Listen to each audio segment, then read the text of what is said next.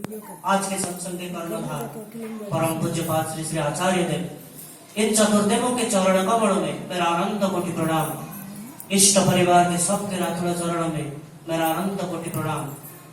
आज के इस हरियासर को पौरोहित कर रहे पूज्य दादा, यहाँ के उपस्थित ठाकुर के पुतपान्नधारी सहप्रतिनिधिगण, पुतपान्नधारी कर्मीगण, इष्ट प्राणी से गुरु भाता मंडली, मातृ मंडली, छोटे छोटे बच्चे, सबके अंतर में वही परम पुरुष के सत्ता विराजमान। सबको मेरे अंतर के प्रीतिपूर्ण जय गुरु एवं यथास्थाने यथायोग्य प्रणाम निवेदन करता हूँ। इससे पहले श्रद्धेय देवजीत भाई बोल रहे थे, खेले को और मन कर रहा था, और इससे पहले आगे बैठ के जब भजन कीर्तन हो रहा था, मैं भाई का नाम नहीं जानता था और ये भी नहीं जानता था कि वो आज सत्संग दे रहे हैं। और इससे पहले भी कई सत्संग अटेंड किए हैं। उनके मुख की जो भाव देखता हूँ, एक मुंह में एक मधुर मुस्कान के साथ वो हंस रहे हैं, जो भाव उसको व्यक्त नहीं किया जा सकता। एक दोहा है कि अकौत कहानी प्रेम की कुछ कही ना जाए, गुंगे केरी सर करा बैठे मुस्काए। ये जो प्रेम की बात, ये बातों से वर्णन नहीं किया जा सकता। जैसे जो गूंगा होता है वो बोल नहीं सकता, अपने अंतर की अभिव्यक्ति मुख के शब्द के जरिए वो व्यक्त नहीं कर सकता, लेकिन उसकी मुंह पे मिष्टी का अगर कुछ दे दे, मिष्टी का खंड दे देते हैं, और उसका जो अंतर की भाव मुस्कान के साथ जो परिस्फुट होता है, और उनके भाव के माफिक आज सत्संग हुआ है। इससे पहले जो प्रार्थना, सदग्रंथ पाठ, भजन कीर्तन और जो माहौल हुआ है, उनके मनो के भाव माफिक, क्योंकि कहा गया है कि देवे तीर्थ दिवजे मंत्रे दैवज्ञ भेषज गुरु जादृशी भावना दस्य शिथिर भवति तादृशी। कहना निष्प्रयोजन, पवित्र भाद्र महीना चल रहा है, हम भाद्र परिक्रमा मना रहे हैं, और इस महीना में दो जीव पुरुषोत्तम का आविर्भाव हुआ है। एक तो लीला पुरुषोत्तम श्री कृष्णचंद्र का जन्म हुआ था, और इस कली में जो आए हैं हमको उद्धार करने, जो वो पुरुषोत्तम श्री श्री ठाकुर अनुकूल चंद्र के। और इस अवसर में मैंने सातोती के एक किताब पढ़ रहा था, जो सातोती में एक आर्टिकल पब्लिश हुआ था, उसमें रसूल मोहम्मद की एक आर्टिकल पब्लिश हुआ था। तो रसूल मोहम्मद की मेराज नाम की एक दिव्य अनुभूति हुआ था। तो एक रात उसी ने मदीना से जेरूसलम की यात्रा किए थे, और वो एक रात में उधर एक पत्थर खंड में बैठे थे, पत्थर खंड पर बैठे थे, और वहां ठाकुर बोले हैं कि वो उनके भावना के जो दिव्य स्तर के पर अतिक्रम करके उनके जो दिव्य अनुभूति, उसको मेराज नाम पे, जो लोग इस्लाम धर्मावलंबी है उनके, उसका तो बहुत महत्व है और विस्तृत वर्णन है।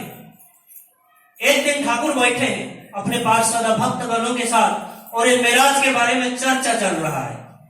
कंटिन्यूअसली 2-3 दिन तक वही चर्चा चल रहा है, और ठाकुर बोल रहे हैं, जिस दिन रसूलुल्लाह मदीना से जेरूसलम यात्रा कर रहे थे, अंधेरी रात थी, बड़ा संकरा था, चारों तरफ पेड़ के पौधे थे, जंगल के रास्ते पर वो जा रहे थे, और जंगल के रास्ते पे चांद की जो मुलायम रोशनी और रास्ता को परिस्फुट करके, प्लावित करके धरा में स्वर्गीय अनुभव, स्वर्गीय व्यक्ति, स्वर्गीय मंडल की अनुभव पैदा कर रहा था।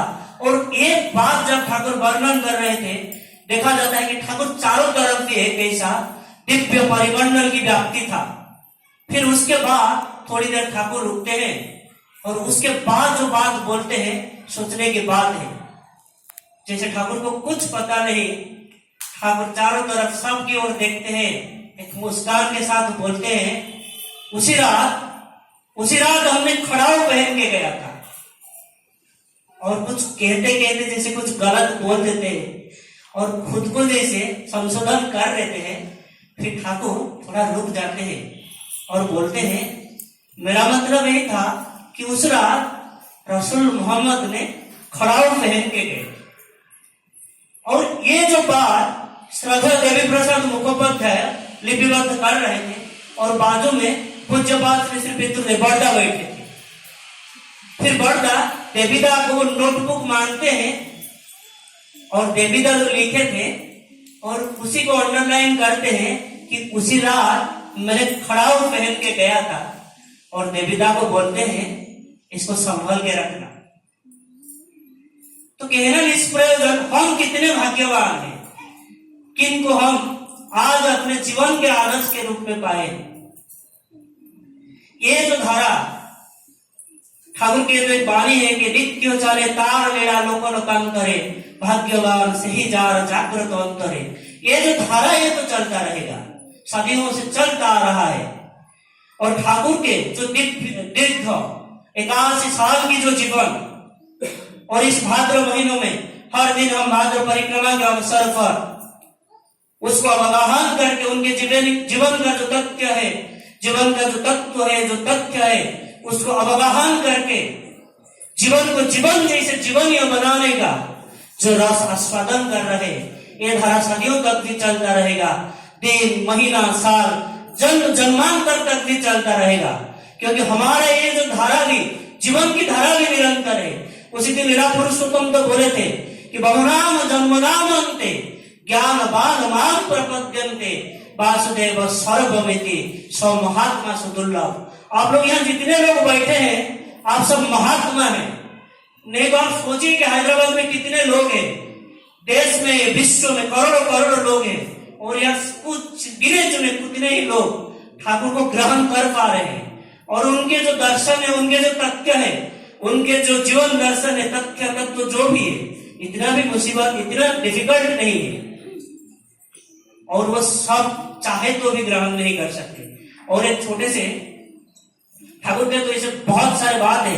ठाकुर के पास एक बहुत बड़े भक्त थे पंचानंद सरकार, वो उसी टाइम डबल एमए किए थे। उनके जैसे विद्वान मतलब डबल एमए किए थे, उनके बीवी भी एमए किए थे, इतने बड़े विद्वान। तो ठाकुर के वहां तपोवन विश्वविद्यालय हुआ था, तो उस विश्वविद्यालय के सुपरिंटेंडेंट का दायित्व इनको दिया गया था।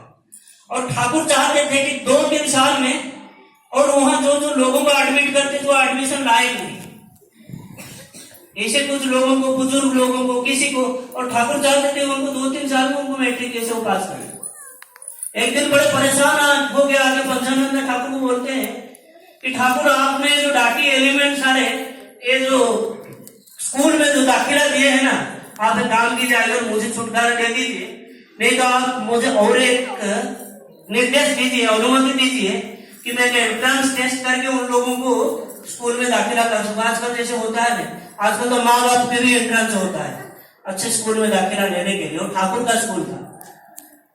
तो पंचानंद सरकार का जब ऐसे बोले, ठाकुर थोड़ी देर चुप रहते हैं और बोलते हैं धोबी का घाट देते हो। पंचानंद कुछ समझ नहीं पाए, वो बोलते हाँ देखे हैं। तो वहां जब लोग देते हैं तो आपको साफ सुथरे कपड़े देते हैं ना गंदे मैल कपड़े देते हैं। पंचानंद बोलते हैं कि धोबी के घाट में कोई जाके साफ सुथरा कपड़ा क्यों देगा, जो गंदे मैले कपड़े होते हैं ना वही देते हैं। फिर ठाकुर बोलते हैं कि वो कैसा धोबी है जो गंदे मैल कपड़े को साफ नहीं कर सकता।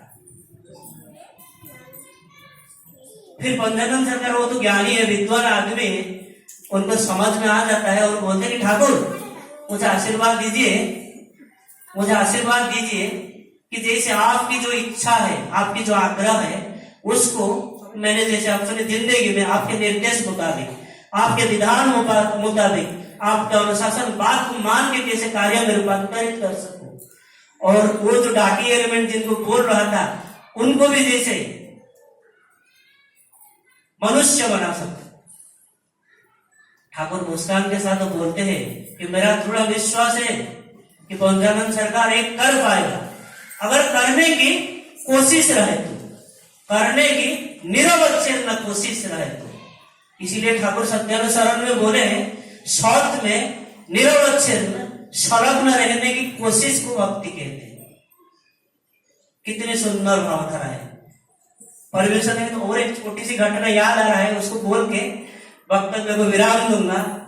ठाकुर कैसा थे, एक दिन ठाकुर को उसी टाइम थोब्रोसिस करके एक बीमारी हुआ था। कितना कबीराज, कितना डॉक्टर, सब आदमी कितने भी कोशिश किए, ठाकुर की बीमारी ठीक नहीं हो रहा था। फिर चारों तरफ खबर फैला दिया गया कि कोई आके ठाकुर की बीमारी ठीक करे। तो चारों तरफ लोग आए, कितने भी कोशिश किए उसी वक्त। और ठाकुर को हम इसी वक्त कल हम सुन रहे थे, श्रद्धेय वसंता बोल रहे थे एक बार कि ठाकुर के पास कोई जब निवेदन करता था, ठाकुर खुद उसके विधान देते थे, जब मेडिसिन देते थे ठाकुर बोलते थे कि उसका मतलब 2 हिस्से करके दो, एक मरीज को एक हिस्सा दो और एक हिस्सा ठाकुर लेते थे। तो मरीज जो जाके अपने जो रोग व्याधि, अपने जो दुख ज्वाला यंत्रणा बोलता था, ठाकुर उसको ग्रहण कर लेते थे। इसीलिए एक दवा मरीज को दिया जाता था और एक दवा ठाकुर को दिया जाता था।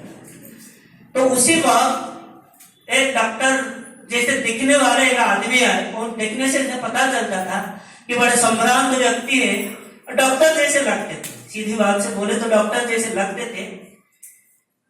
फिर वो ठाकुर के पास रहे और ठाकुर के बातचीत करने लगे और भक्त लोग बोले कि ठीक है आप ठाकुर के ट्रीटमेंट शुरू कीजिए। उससे पहले ठाकुर बोलते हैं कि बड़मा भी थोड़ा बीमार है, उसके भी थोड़ा इलाज कर दीजिए, फिर उसके बाद आप आके मेरे इलाज करिएगा। फिर बड़मा को देखते उनकी तबीयत तो थोड़ा बहुत खराब थी, वो तो मनोविज्ञानशालिनी थे, पति के जिंदगी के जीवन मुताबिक उनके जीवन चलता था। ठाकुर जब खुशी हो खुशी रहते थे, ठाकुर जब दुखी हो दुखी होते थे। ठाकुर जब बीमार रहते थे वो खुद दिन रात बिना खाए पिए सोए खुद बीमार पड़ जाते थे। और वो देखे, बड़मा को जाके देखे, फिर जब वो जो प्रेस्क्रिप्शन का जो प्यार देख के वो मेडिसिन लिखना शुरू किए, तब लोगों को पता चला कि वो डॉक्टर नहीं है, कोई फर्जी जो ढोंगी वाला एक आ गया था खुद को डॉक्टर बता।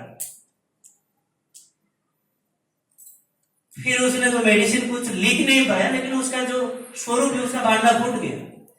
फिर देखा गया उस रात, उसके पर दिन देखा गया कि उसका कोई पता नहीं।